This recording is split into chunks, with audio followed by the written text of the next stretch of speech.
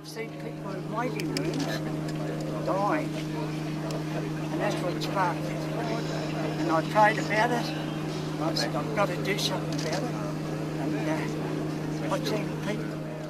We used to protest here on this clearing here, waving flags, cars going by.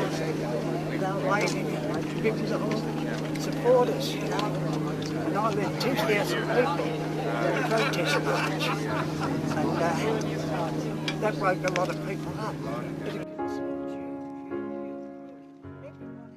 Well, ladies and gentlemen, it is a pleasure to be here today for this long-awaited sod-turning ceremony for this important piece of health infrastructure for the Sunshine Coast and the state of Queensland.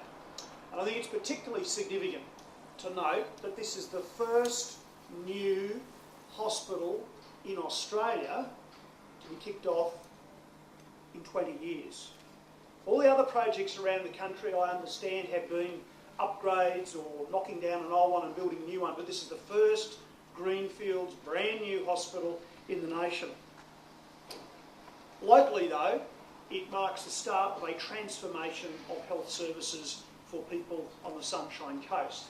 And as Jared said, it's been far too long coming, given the importance of this region, given the growing population, and particularly the needs of people in this local community.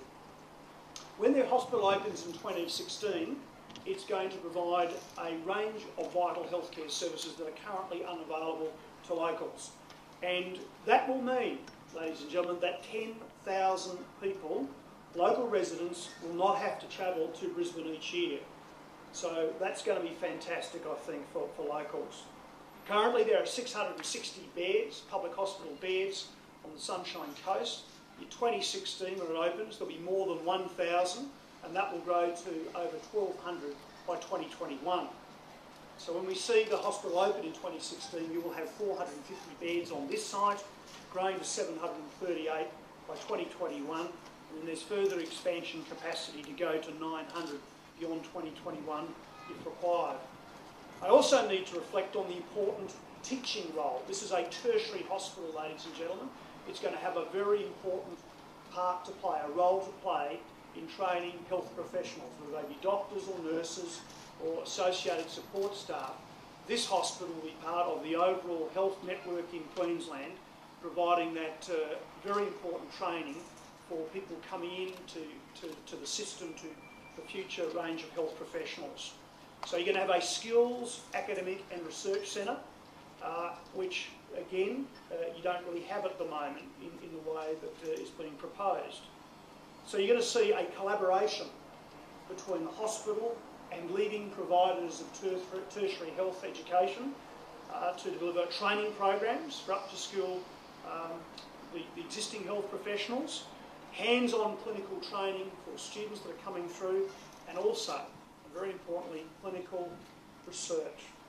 So those are all things, again, that haven't been available locally.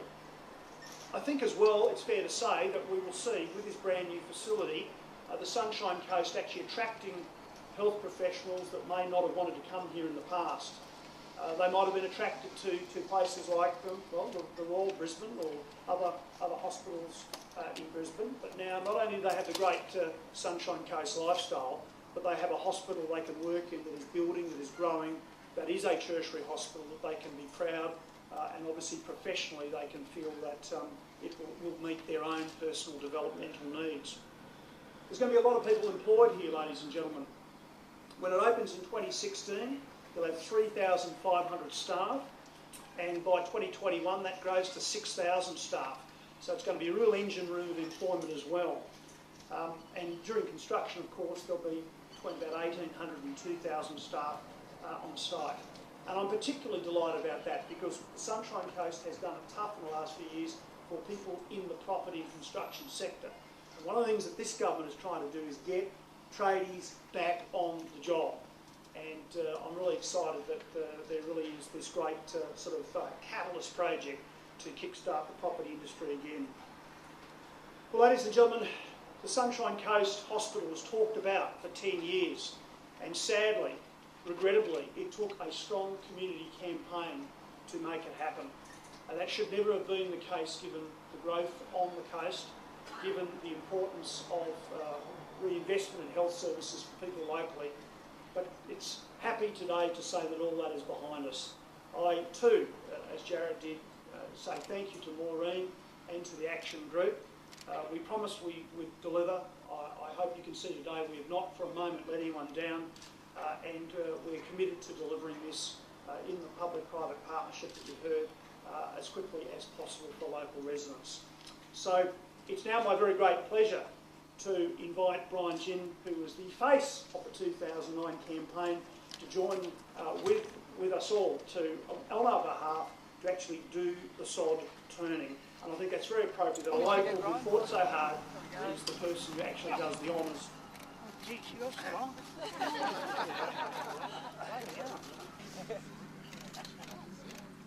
The guy just said if we should auction the shovel for charity for the children, yeah? Yeah. Any buys? We'll get a nice big crowd there, you know, with deep pockets. That's right. And sort of well topped up checkbooks. There you go.